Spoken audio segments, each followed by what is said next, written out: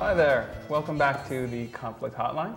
Tonight we are still in the subject matter of sex with someone else. And Miki, I'll just hand it back to you to continue moving forward in this very interesting conflict we're working out tonight. Yeah. So last I remember is I was inviting you to see if you can understand the level of pain that would lead someone to make a choice that afterwards doesn't make any sense, but just how desperate he was. Pain isn't resonating. I can kind of stretch to get the sexual frustration. I get that. I think but there's pain, more. I'm like, what's the pain? The pain, it's not just sexual frustration. It's this sense of despair about, can we make this relationship work? Oh. If this is so complicated, if we always try to talk about it, we always end up fighting, disconnecting whenever we get to this part of the relationship. So it's not just physical. Okay, I wasn't hearing that, but now I'm hearing that. And again, it doesn't justify, but it's, for me, I find that if I can have, you know, kind of like human understanding of why somebody acts a particular way, it gives me relief, even if I don't like what they did. So he was in so much despair about, like, could our relationship ever work? Yeah. That he slept with someone else? It's, here's how I see it. He was in so much despair and frustration that he wasn't connected enough with himself to make choices consciously. No? Mm-mm. You don't have the experience of being in so much despair that you just act out without thinking? Never happened to you? I've never cheated on anyone. I'm not talking about the specific act, just the being in a place where you're in so much pain that you're not thinking through how you're responding. Yeah, I've like lashed out at people before. Great. So it's not what he did, it's just the state of being desperate. That's what I want you to understand. That's the state that he was in.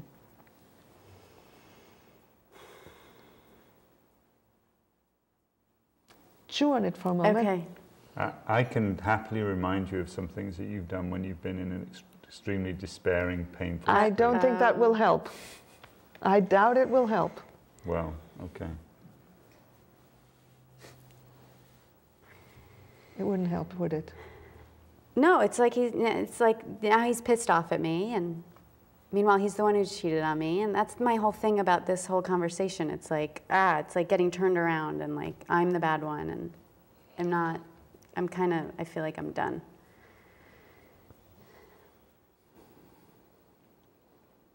Like I cannot even believe that like you're getting an attitude with me when I'm the one who's just like revealing that I'm afraid you don't love me in a vulnerable place. But I do love you. No, I haven't said that I don't love you.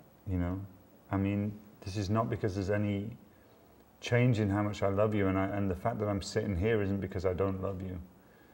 And the fact that I've tried for 2.5 years with all the things that you know that I've tried to do and that we've tried to do. Maybe you're fed up and you're just too scared to tell me. Yeah, I'm fed up, but it doesn't mean that I don't love you. But do you want to stay with me? That's why I'm here, is to try and figure out how we can stay together and actually have a relationship that works. I don't want to just carry on having what we've been doing. I want to change. But I love loads of things about us, and I love loads of things about you, and I don't want to just give up on it. And it's hard to like think that you don't even believe that.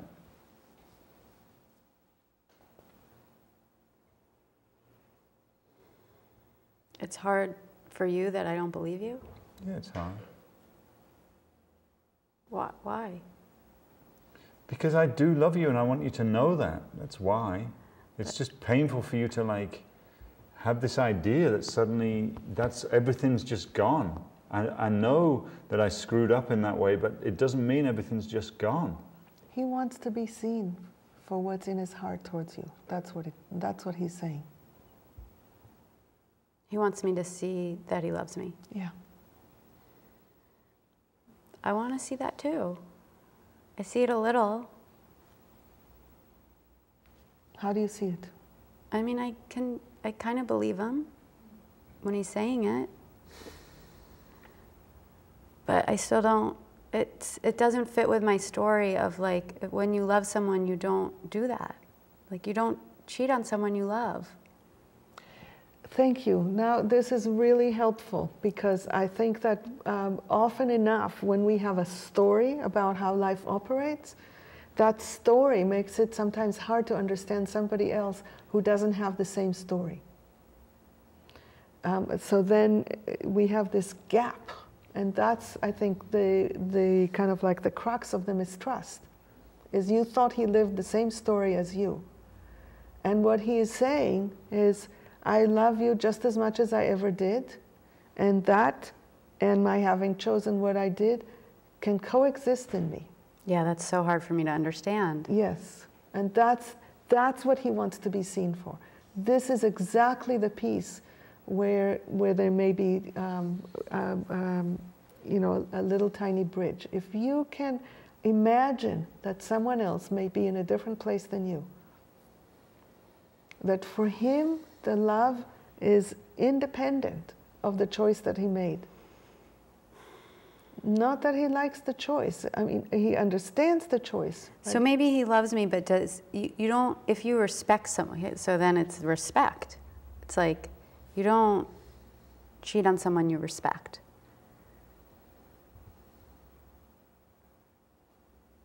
I don't know how to let it in that someone can really love and respect me and betray me so deeply. How can that be?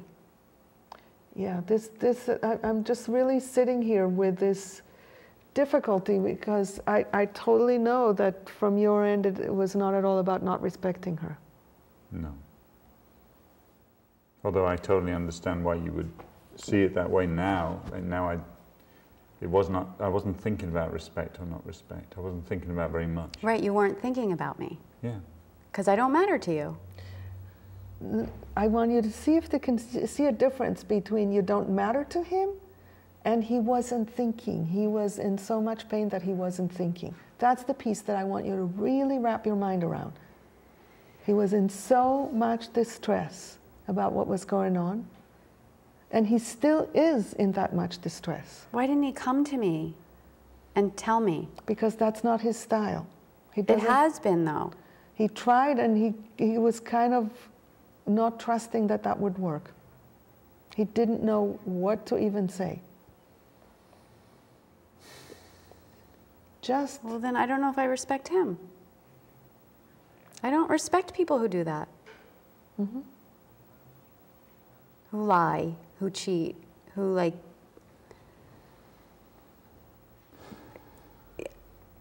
All of a sudden I'm with someone who I don't respect. I'm really, you know, it's like there's layers and layers of what we are discovering. So the question then is, can you respect him? That's an open question. Not in this moment. Mm-hmm. Yeah, and I have a sense that you can appreciate why she would have trouble respecting you, and you still want to be seen for what you were going through. Yeah, both things, yeah. Yeah.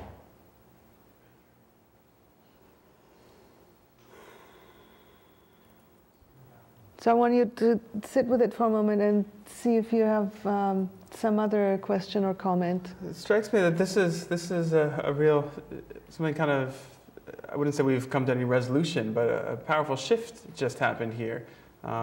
When I heard that in this role, Casey was, it stopped being about whether Dan loved her or not, but rather she values the thing she calls respect and didn't experience that respect satisfied in the behavior that had happened. Am I understanding that accurately? The shift that I see here is different. The shift is from being preoccupied with how he sees her to kind of like a sense that I get that you're taking yourself seriously and asking, do I respect him? So it kind of, for me, loops back to that question of you wanting to stand up for what matters to you. It felt powerful for you to say that. Even though it doesn't feel like resolution, it does feel powerful. Did you feel that sense of power inside of you? Yeah. Yeah.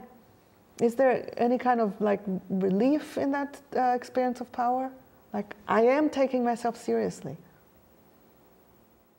A little bit of relief, and then just like a little fear that this isn't going to work. Yeah, and we don't know yet if this is going to work or not. Mm-hmm. I have oddly more confidence that we now have a full player here. Mm. That it's not just, how does he view me? It's, how do I view what is happening? Mm. And what is it that matters to me? And where do I want to go or not? That feels very different. Like I'm less the victim? Yes. Yeah, I feel that. Yeah. I feel stronger. Yeah.